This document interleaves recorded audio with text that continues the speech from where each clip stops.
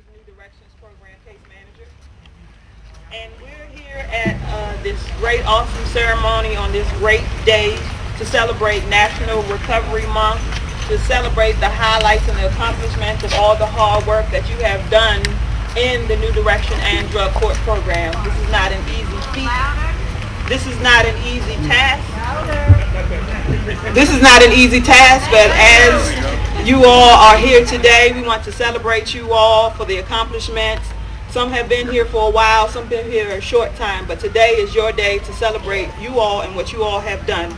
And on today, because it is a special day, we have some special guests that are here to recognize your hard work and your accomplishments and to give you some accolades. And today we have a very special person, none other than the mayor of the District of Columbia, Mayor Vincent G. Gray.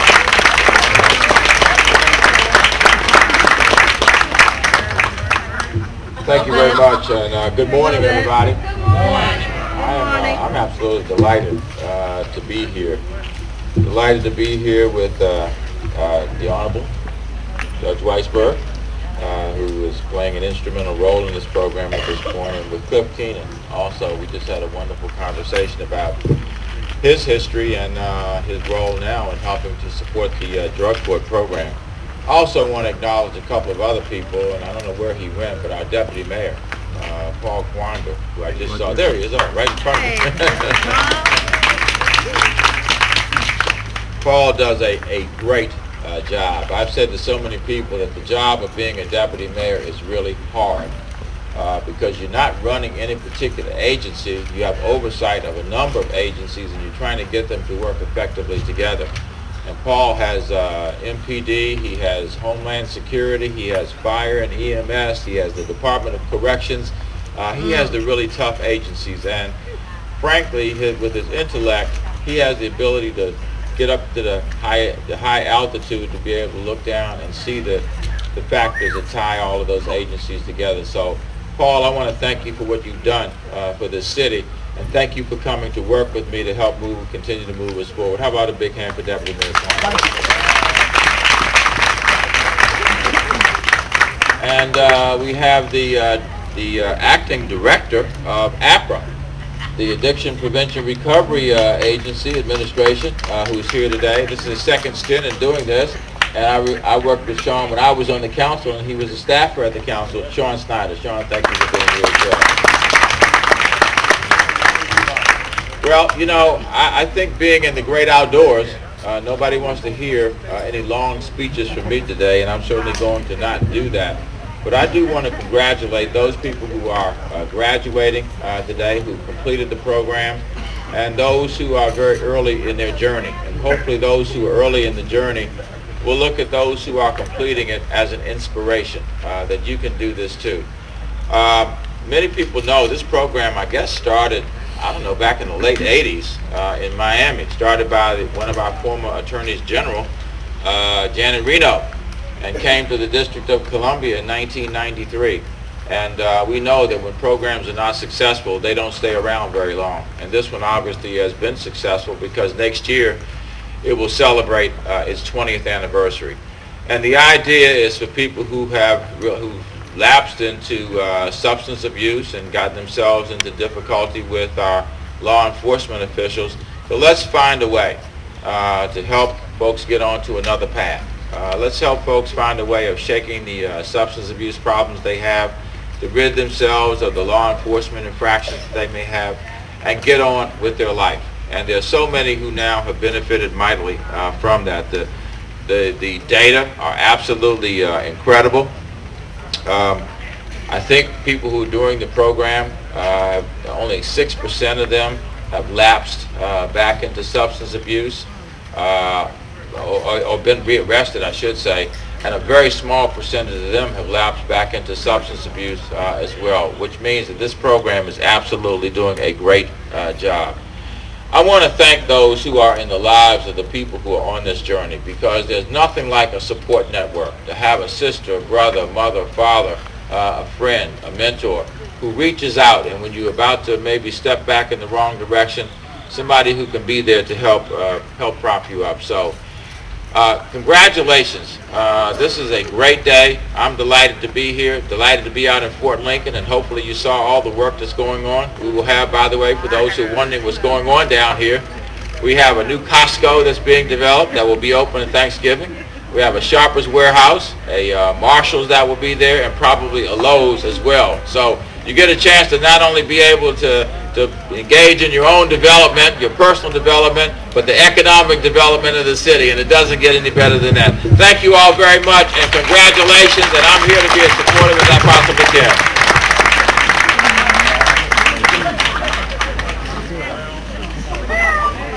Thank you, Mayor Gray. At this time, I'd like to bring up a participant of the drug court program, Mario Puerta. He's going to share some words he wrote himself with the graduates and all the other participants of the program.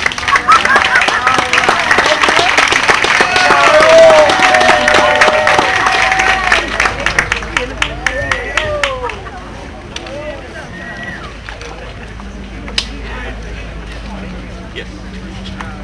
Hello, everybody. Please always, I tend to, when I go to groups, I tend to excuse myself for my accent, and I kind of try to take my time because of my being a foreigner, and you know, my accent gives me a little trouble sometimes. So please be patient with me today. Once again, my name is Mario Puerta, and I'm kind of a quiet person, but sometimes I tend to talk a little too much. And I usually try to tell people so they can remember my name, which is Mario.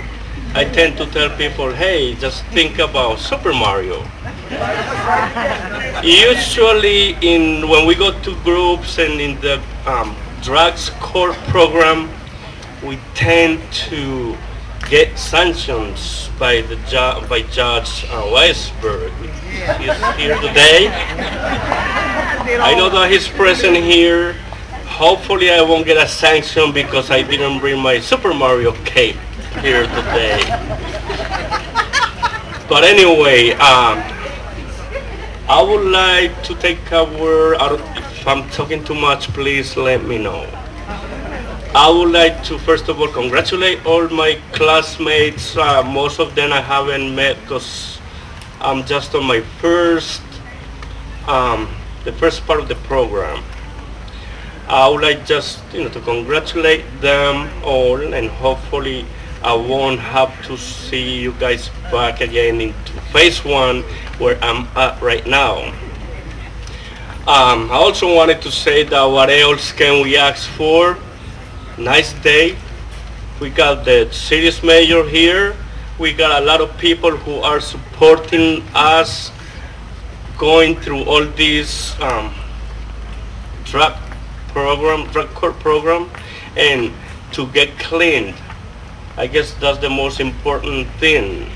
Plus, I see that we're gonna extending my sincere feelings to your personnel.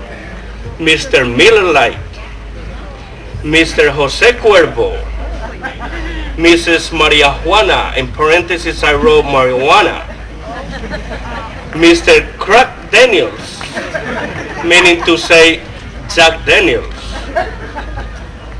the PCP office, and your unhealthy heroin department. It is a pleasure for me to announce my life retirement from your trashy agency due to my following points of view. Number one, you are not providing me any benefits. Instead, you are giving me a lot of deficits, such as legal, mental, medical, and even worse, financial problems. Number two, I am tired of your stupid agency taking away my family members, friends, education, my money, and my life. And finally, let me finish here letting you know that I now belong to a wonderful agency which is much better than yours, which is called the Drug Court Program, whose president, Joyce Weisberg, who worries and helps all of us, the clients, and in conjunction with its marvelous PSA personnel, case managers, and the class facilitators who guide us to a path of well-being and accomplishments of positive things in our lives with drugs-free attitude and environment. Goodbye forever. Sincerely, Mario Puerta.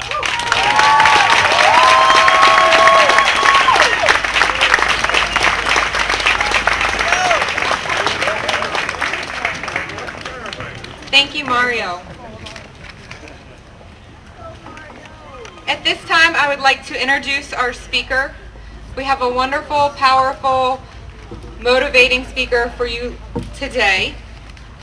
Amani Walker is the co-founder and executive director of the Rebecca Project for Human Rights, a legal and policy organization that advocates for justice, dignity, and policy reform for vulnerable women and girls in the United States and Africa.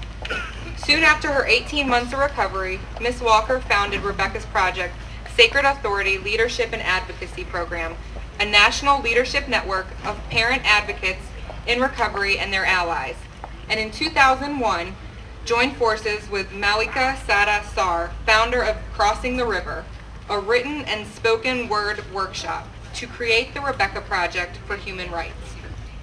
Ms. Walker enjoys 13 years of long-term recovery from substance abuse and uses her personal journey of suffering to healing to advocate for other mothers and children dealing with violence, trauma, and substance abuse issues.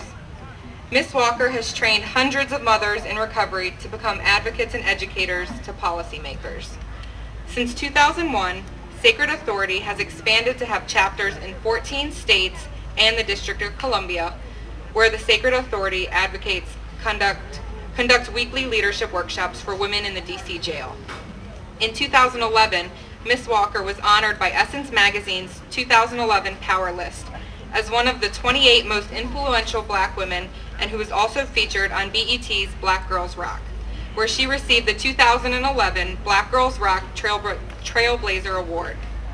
Ms. Walker is the 2009 Women's Addiction Services Leadership Institute Associate, received Red Book Magazine's Mothers and Shakers 2005 Award, and Ford Foundation's Leadership for Changing World Award in 2004. Ms. Walker and the Rebecca Project for Human Rights have been featured in Essence Magazine 2005 and 2011, Red Book Magazine 2005, and the O Oprah Magazine in 2011. Welcome, Ms. Amani Walker.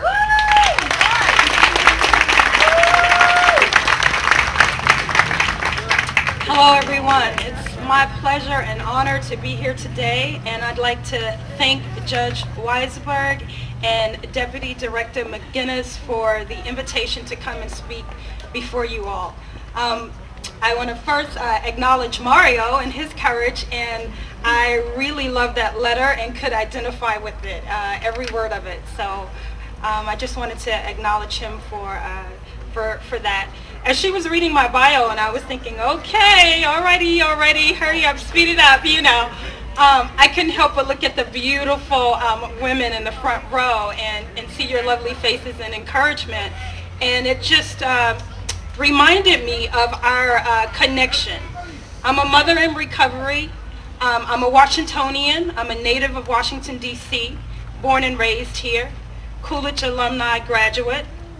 And I was a young mother who experienced domestic violence. Most mothers who are substance abusing have first experienced physical or sexual violence. Most folk, men and women, who are substance abusing have experienced some trauma in their life and are self-medicating to that trauma. And so for me, I was self-medicating to the issues of unaddressed physical violence. And I sought help here in Washington, D.C. And it was very hard for me to find appropriate help for a mother. But finally, I accessed a program that could help me. It was long-term in length of stay, and it was comprehensive. And I remember when I was in that program, it was in Anacostia, D.C., and I would sit and I would look across the Anacostia River, and I would think, this is a powerful place, and powerful things can happen here. And I wasn't, talking about the work that I would eventually do with the Rebecca Project. I had no clue that that was in my future. I was only talking about my personal transformation.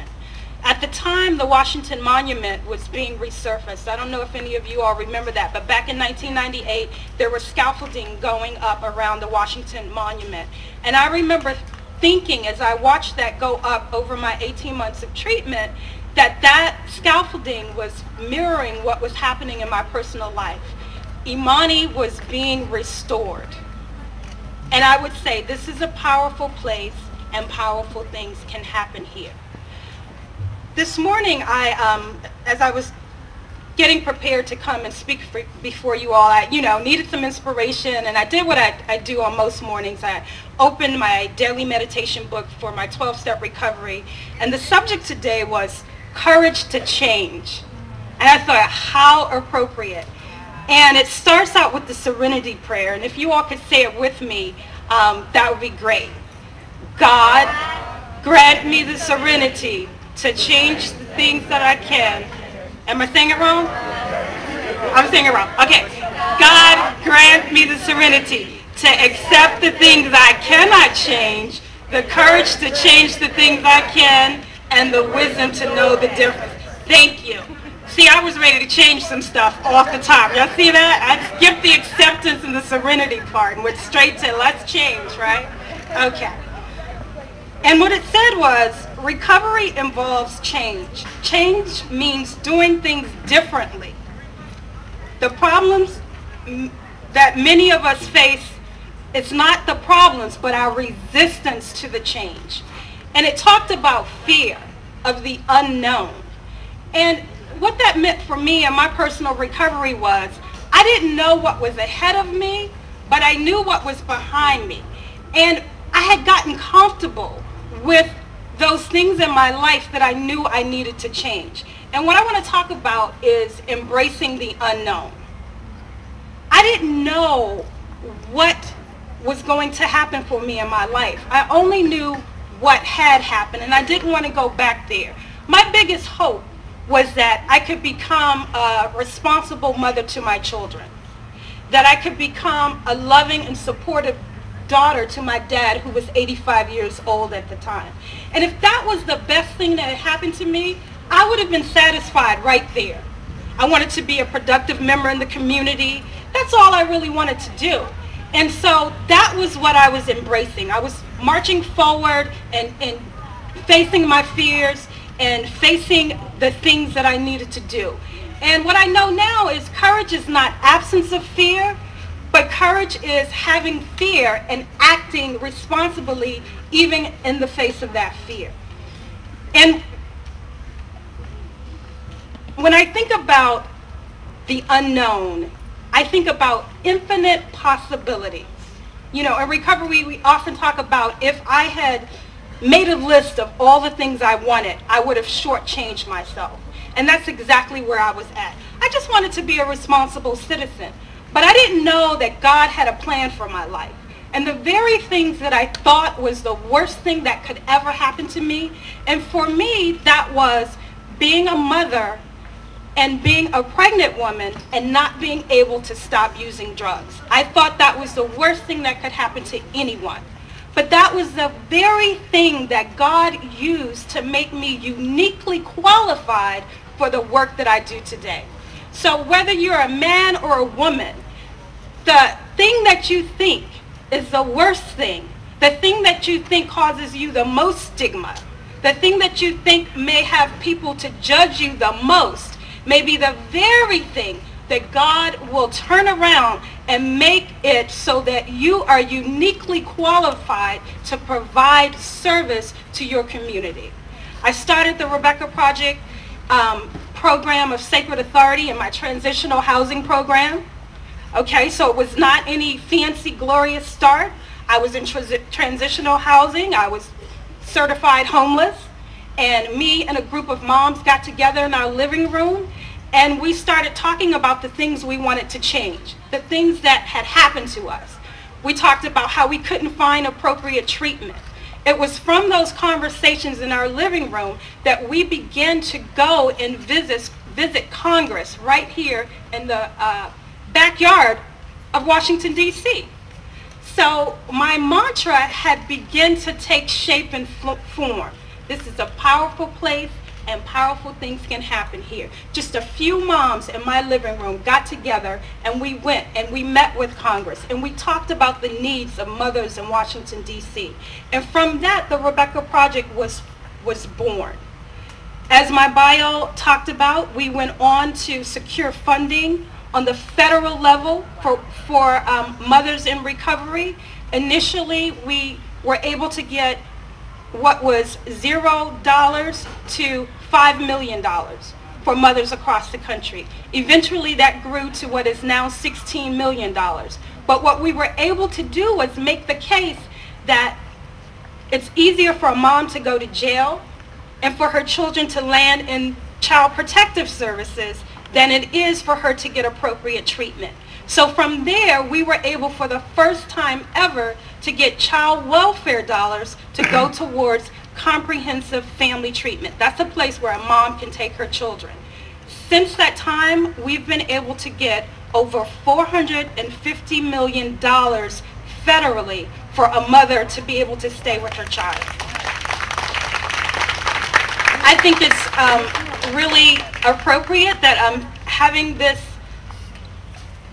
commencement presentation here in Washington, D.C., because even though we were able to make those accomplishments federally, here in this city, there still is not a comprehensive program where a mom can take her child. So things come full circle.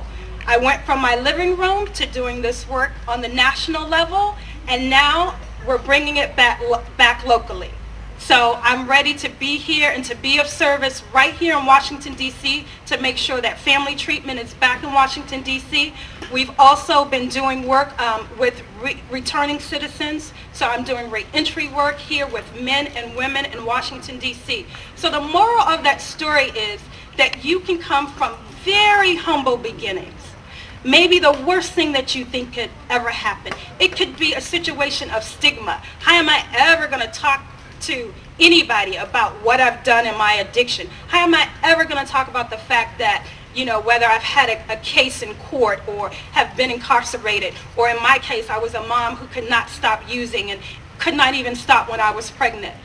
That very thing that you think is the worst thing that could ever happen may be the thing that makes you the most important person in the room.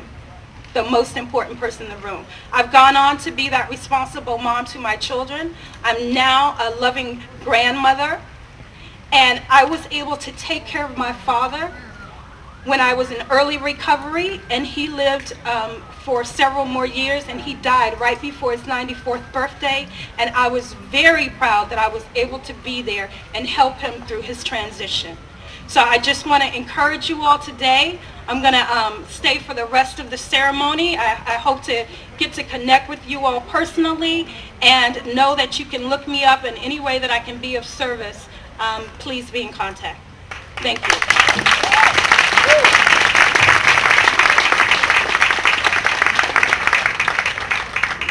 Thank you, Ms. Walker. And for our appreciation, I'd like to present her with a certificate of appreciation from the treatment team and the Director of Treatment, Terrence Wolf.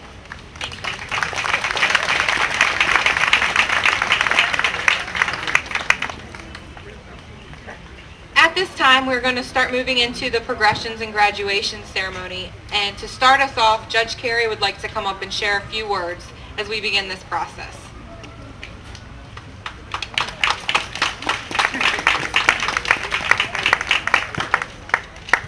Thank Thank you, and it's a joy to be here today. I preside over not the drug court that Judge Weisberg presides over, but the mental health community court. And I can only say to you that the joy that it gives a judge to be part of what the defendants in that calendar are accomplishing is immeasurable. And Ms. Walker's comments obviously are hard to follow, but it gives a very good example of one person's story and what they can accomplish. What you're doing, and I want to give a big shout out to the staff at PSA in the Specialized Supervision Unit who are working so tirelessly and so creatively to help our clients move forward in their recovery. They're doing a superb job dealing with persons who are suffering from mental health issues and substance abuse issues often, and it is a particularly challenging combination of services to try to deliver and problems to try to deal with. Those of you who are working so hard and are accomplishing so much, I can only congratulate you on what you're accomplishing. You're reclaiming your lives for yourselves, for your family, and for your community, which you can be a great contribution to, as Ms. Walker's case demonstrates. So I congratulate you all and wish you all the best.